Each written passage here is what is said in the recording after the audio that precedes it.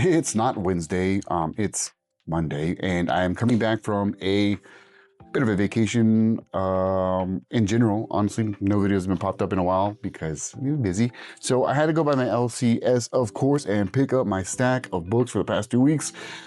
So it's my new comic book day, and it is girthy right there. Let's jump into it. From Marvel, we've got Ultimates 21. We got the countdown. We've only got a few issues to go towards the end, but this book was really fun. It was cool seeing the Ultimates basically throwing down with the Ultimate Defenders that consisted of, who do we have? We had Cannonball, we had the Black Knight, looked like Namorita, Valkyrie, and I forget who our last one was. All in all, entertaining book, a lot of fun. I'm really gonna hate this line. But speaking of Ultimates, Ultimate line, the book that stood out and I'm so depressed about, Ultimate Spider-Man 24. It is the final issue, and what an issue. Bro, Jonathan Hickman, Mark Ketto, Messina, even I believe we had some fill-in from the Dodsons. What a beautiful way to wrap this book up.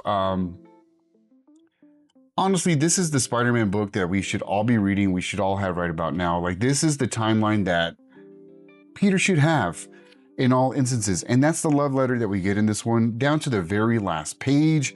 Again, this has been out for 2 weeks, so if you haven't seen it, I highly doubt you haven't seen it because even Marvel spoils it left and right. But they finally gave Peter what he always deserved: a freaking family and kids and a balanced life. He doesn't need the Parker luck anymore, man. He outgrew that shit. This was a great send-off, and I freaking hate that they are closing the book off.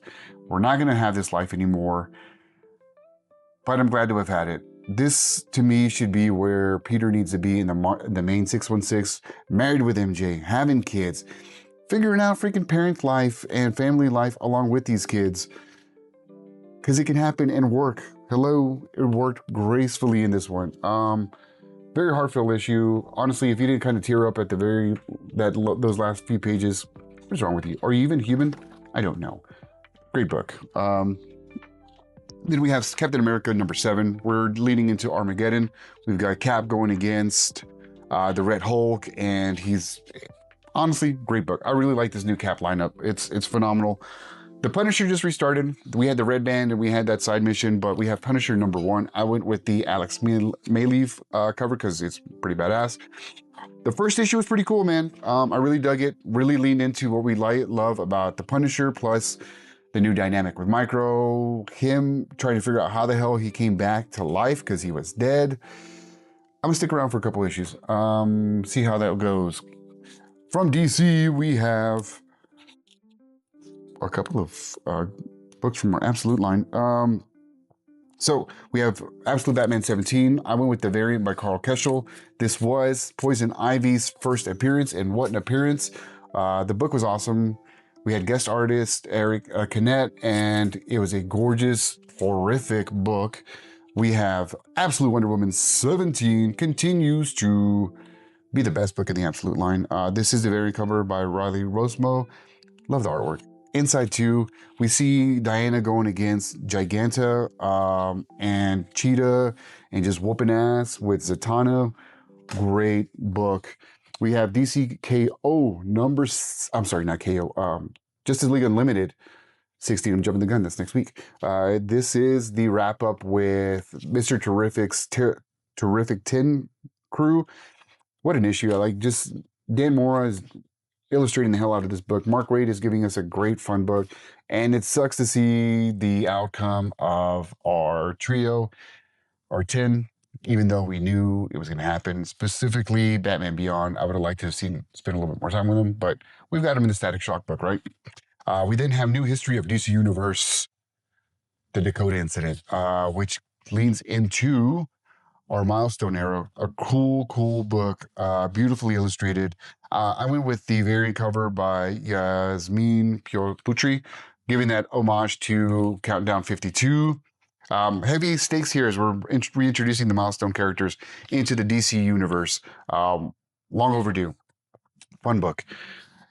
For shits and giggles, we had a reprint of Mad Love come out, but with a blank cover. So I'm going to have fun with that one. This again was the first appearance of Harley Quinn herself. If you get your hands on the original, kudos to you because that is a high value book. From Vertigo, we have End of Life. The Vertigo line just launched. First book was off the charts and a lot of fun. And I'm referring to, I'm going blank on the book. Jesus Christ, what the hell's wrong with me? Anyways, went with End of Life. End of Life. It's kind of a book regarding a hitman. Really intrigued to see what happens with these Vertigo books. Then from our independents, first up, this was recommended by my boy Chris Killian, along with, I forgot what other book he recommended, but we have Death Fight Forever, which is a love letter to those 80s and 90s side-scrolling fighting games. The art is really nostalgic. Really indie and gritty vibes. Gives me also manga vibes. Cool book. Chris, I haven't read this yet, so I'm relying on you, dude. Then we have, of course, Exquisite Corpses, always on the rotation, number 10. This is the Raoul Allen cover D variant. This book is just, it's killer. All pun intended. I love it. We've got Stormbreaker, number 6, by the great David Finch. This is a stock cover. Robert Kirkman and Finch are killing it on this highly detailed book. Dig it. We also have the book that's always on rotation, G.I. Joe going against my boy Hound. That's right, the Jeep, the Transformer Jeep himself. And as a Jeeper, you know I gotta have Hounds, but cool seeing the integration between G.I. Joe and the Transformers and this really well-placed, educated conversation and how they blend. Love it. This and Transformers always hit it. Ghost Pepper, number 8. The Daniel Warren Johnson DWJ variant cover. This book is so much fun. If you're not reading it, please do yourself a favor, grab it. And the last books on my list are White Sky. Ended up with 2 covers, stock cover. And then we've got the B cover. I believe this is also Riley Rossmo. Hold on, who was the B cover by? Nope, I'm wrong. Elisa Ivanova. I wanted the blank, couldn't get my hands on the blank. This book is going to be that surprise hit. Now, I ordered this and before the hype regarding it because the premise looks cool. It's basically The Walking Dead, but with spirits and ghosts. The art was great. The book was fun. I'm really intrigued and sucked in already. And apparently, so is the rest of the world because it is a hot commodity. Now, I'm not jumping on that because of the hype. I really loved the synopsis I read whenever it was first announced and knew it was going to be a big thing. And it is so far. That's my stack for the past 2 weeks. Let me know what you have from this vast collection down below. And until the next alert, appreciate it.